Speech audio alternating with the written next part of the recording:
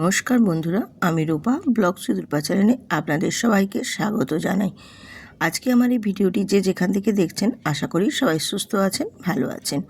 আমি আজকে আপনাদের সাথে শেয়ার করে নেব পমফ্রেট মাছের একেবারে একটি নতুন রেসিপি, যেটা জামাই ষষ্ঠীতে স্পেশাল মেনু হয়ে উঠবে। জামাই ষষ্ঠীর জামাইয়ের পাতে থাকলে ভীষণই সুস্বাদু একটি রেসিপি। এই রেসিপিটি ভীষণই সুস্বাদু এবং খেতে এত সুন্দর হবে যে আপনারা ধারণাও করতে পারবেন না। ভীষণই টেস্টফুল একটা পমফ্রেট মাছের নিউ রেসিপি আপনাদের সাথে শেয়ার করছি। তো রেসিপিটি দেখুন, আশা করি ভীষণ ভালো লাগবে। আমি এখানে 4 পিস একটু বড় সাইজেরই পমফ্রেট মাছ নিয়েছি, আর মাছগুলোকে খুব ভালো করে কিন্তু ধুয়ে নিয়েছি। বাজার থেকে কেটে পরিষ্কার করেই এনেছিল, আমি শুধু ধুয়ে পরিষ্কার করে জলটা ঝরিয়ে নিয়েছি।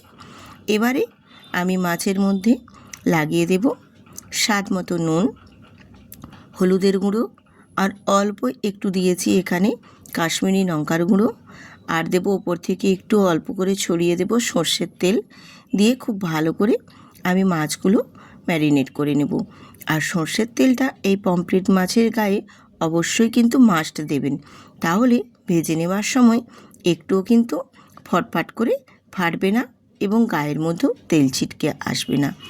এই জন্যই সর্ষের তেলটা আমি কিন্তু মাস্ট দিতে বলছি। সর্ষের তেলটা দিলে কিন্তু ভাজাটা যেমনি সুন্দর হবে, আর একটুও কিন্তু গায়ের মধ্যে ছিটকে আসবে না, তেল বেশ সুন্দর করে ভাজা হয়ে যাবে। আর এই রকম বড় বড় সাইজের যদি পমফ্রেট মাছ থাকে জামাই ষষ্ঠীর স্পেশাল মেনুতে, তাহলে কিন্তু জামাই ষষ্ঠীটা বেশ সুন্দরই কিন্তু জমে উঠবে। তো এটা এবার ম্যারিনেট করে আমি রেখে দিলাম কিছুক্ষণের জন্য। হাতে যদি বেশি সময় থাকে বেশিক্ষণও রেখে দিতে পারো। আর তারপর আমি এখানে একটা মশলা রেডি করে নিচ্ছি। আর মশলা হিসেবে কি কি রেডি করে নিচ্ছি সেটাও তোমাদের দেখিয়ে দিচ্ছি। দেখো, 1 চামচ দিয়েছি এখানে সাদা সর্ষে, 1 চামচ দিয়েছি সাদা তিল, আর 1 চামচ দিয়েছি পোস্ত, আর 2টো দিয়েছি কাঁচা লঙ্কা দিয়ে এটাকে খুব সুন্দর করে আমি শিল পাটায় বেশ ভালো করে মিহি একটু পেস্ট বানিয়ে নেব। আপনারা চাইলে এটা মিক্সিতেও পেস্টটা বানিয়ে নিতে পারেন। দিয়ে এবারে আমি মাছগুলো ভেজে নেব। আর মাছগুলো ভেজে নেওয়ার জন্য আমি এখানে একটা প্যান বসিয়ে দিয়েছি, আর প্যানটা বেশ ভালো মতো হিট করে নিয়ে তেলটাও বেশ ভালো মতো গরম করে নিয়েছি। দিয়ে এবারে মাছগুলো ভেজে নেব। তো অবশ্যই এখানে আমি 2টো মাছ দিচ্ছি, যেহেতু মাছের সাইজটা একটু বড় ছিল এই কারণে আমি 2টো করেই মাছ ভেজে নিচ্ছি। 2টো করে ভেজে নিলে সুবিধা হবে, ভাজাটা ভালোও হবে আর মাছগুলো ভেজে নিতেও সুবিধে হবে। এবারে মাছগুলো নিয়ে একটা পাশ আমি ভেজে নিয়েছি, তারপর উল্টে দেব আরেকটা পাশ ভেজে নেওয়ার জন্য। আর পমফ্রেট মাছ একটু খুব সাবধানে ভেজে নিতে হয়, নাহলে কিন্তু ভেঙে যাওয়ার চান্স থাকে। আর তেলটা একটু খুব ভালো মতো গরম করে নিয়ে তারপর ভাজবেন, দেখবেন একটুও প্যানের গায়ে কিন্তু আটকে যাবে না, বেশ সুন্দরভাবে মাছগুলো ভাজা হবে। আমি এইভাবে মাছগুলোকে একটু উল্টে দিয়ে অপর পাশটা ভেজে নিচ্ছি। এই রকমভাবে আমি মাছগুলোকে বেশ 2টো পাশই লাল লাল করে ভেজে তারপর তুলে নেব। আর আজকের এই স্পেশাল মেনুটি ভীষণই সুস্বাদু হতে চলেছে এবং ভীষণ সুন্দর, যেটা গরম গরম ভাতের সাথে পরিবেশনায় ভীষণই অপূর্ব সুন্দর। জামাই ষষ্ঠীর স্পেশাল মেনুতেও যেমনি রাখতে পারেন, এছাড়াও আমরা বাড়িতেও অন্যান্য সময়ও এটা বানিয়ে নিতে পারি। ভীষণই সুস্বাদু একটি রেসিপি এবং একেবারেই নতুন ধরনের রেসিপি আপনাদের সাথে শেয়ার করছি।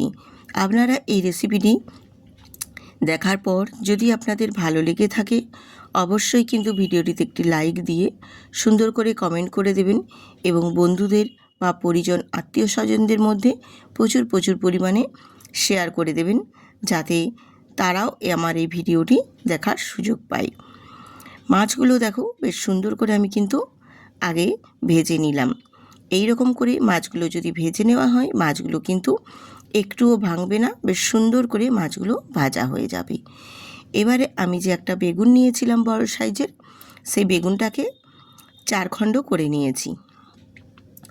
আর এই বেগুনটাকে আমি খুব ভালো করে কেটে নেওয়ার পর ধুয়ে নিয়েছিলাম। কিন্তু বেগুনের মধ্যে আমি নুন বা হলুদ কিছুই লাগিয়ে নিইনি। এইভাবেই আমি বেগুনটা ভেজে নেব।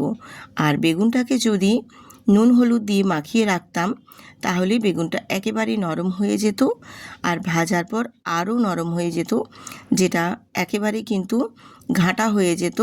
এই রেসিপির ক্ষেত্রে খুব একটা ভালো হতো না। সেই জন্য বেগুনটার মধ্যে নুন বা হলুদ কিছুই মাখাবেন না বন্ধুরা, যেটা আমিও মাখাইনি।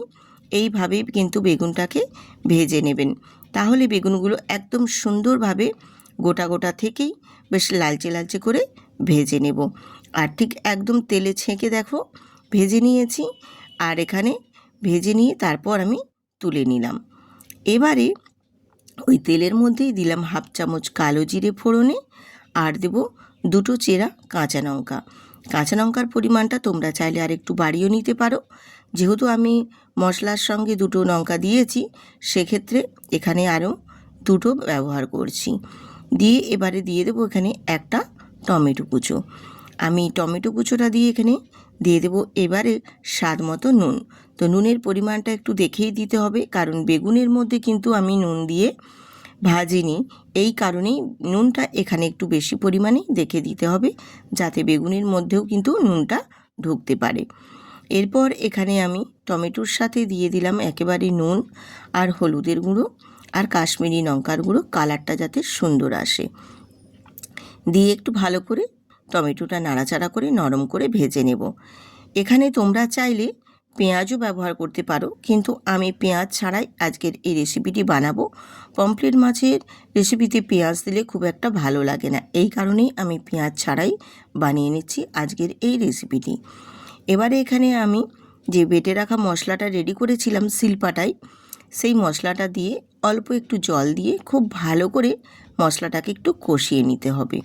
মশলাটা যখন কষানো হয়ে গা থেকে তেল ছেড়ে বেরিয়ে আসবে, তখন কিন্তু বাকি আরও উপকরণ আমি এখানে অ্যাড করে দিয়ে তারপর তোমাদের দেখিয়ে দেব মশলাটা কীরকম পর্যায়ে রাখতে হবে। মশলাটাকে একটু সময় নিয়ে কিন্তু কষিয়ে নেবেন, যেন গা থেকে তেল ছেড়ে ছেড়ে বেরিয়ে আসে। ঠিক এই পর্যায়ে দেখুন বেশ একদম সুন্দরভাবে তেল ছেড়ে বেরিয়ে এসেছে।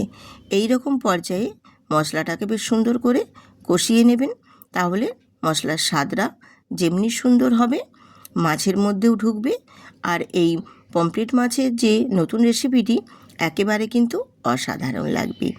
এবারে আমি এখানে ভেজে রাখা বেগুনগুলো অ্যাড করে দেব, আর বেগুনগুলো দিয়ে মশলার সাথে আবারও একটু নাড়াচাড়া করে বেগুনগুলো মশলার সাথে কষিয়ে নেব। তাহলে বেগুনের মধ্যে মশলাটাও যেমন ঢুকবে, নুনটাও কিন্তু বেশ ভালো মতো বেগুনের মধ্যে প্রবেশ করবে। তখন বেগুনগুলো বেশ একটু নুন নুন লাগবে, খেতেও বেশ সুন্দর লাগবে। এছাড়াও আমি এটা বেগুনগুলোকে এই মশলার মধ্যে আর একটু নাড়াচাড়া করে নিয়ে জল দিয়ে ফুটিয়ে নেব। তখনও কিন্তু বেশ ভালো মতোই কিন্তু বেগুনগুলো নুনচে স্বাদ ঢুকে যাবে, আর খেতেও বেশ ভালো লাগবে। মশলাটা বেগুনের সাথে আর একটু কষিয়ে নিয়ে এখানে দিয়ে দিয়েছি পরিমাণ মতো জল। তো জলটা অবশ্য দেখে দিবেন, খুব বেশি দেওয়ার দরকার নেই, যাতে বেগুন আর মাছগুলো বেশ ভালো মতো ডুবে গিয়ে একটু ফুটে নরম হয়ে যেতে পারে। সেই পর্যায়ে এখানে জলের পরিমাণটা দিতে হবে। তো দিয়ে একটু এবারে নাড়াচাড়া করে নিচ্ছি। তারপর এটাকে খুব ভালো মতো কিন্তু ফুটিয়ে নিতে হবে।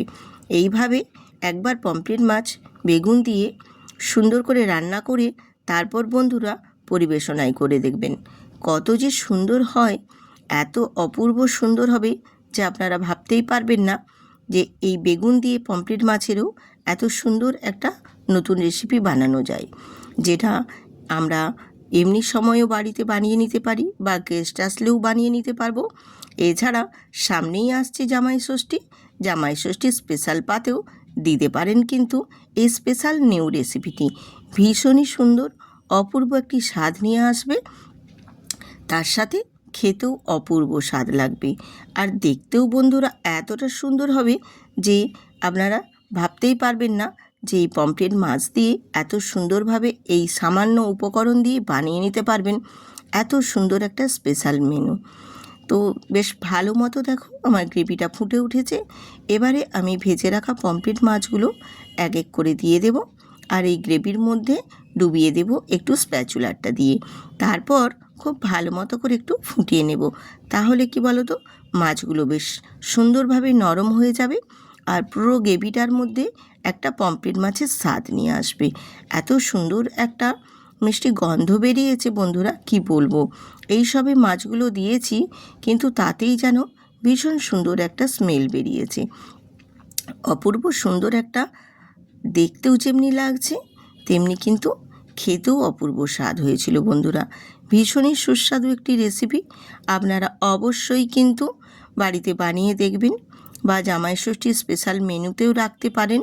ভীষণই সুন্দর একটি আজকের এই পমফ্রেট মাছ দিয়ে বেগুন দিয়ে রেসিপিটি। অপূর্ব স্বাদ, যেমনি কালার তেমনি টেস্ট, ভীষণই সুস্বাদু। একবার হলেও বন্ধুরা বানিয়ে দেখবেন। তারপর আমাকে কমেন্ট বক্সে কমেন্ট করবেন, দিদিভাই সত্যি ভীষণই অপূর্ব সুন্দর একটা রেসিপি আপনি শেয়ার করেছেন। এই রকমভাবে বানিয়ে নিলে যে কেউ কিন্তু খেয়ে এটা প্রশংসা করতে বাধ্য হবে। এতটাই টেস্টফুল হয় এই রেসিপিটি। একবার হলেও বন্ধুরা বানাবেন কিন্তু অবশ্যই বাড়িতে।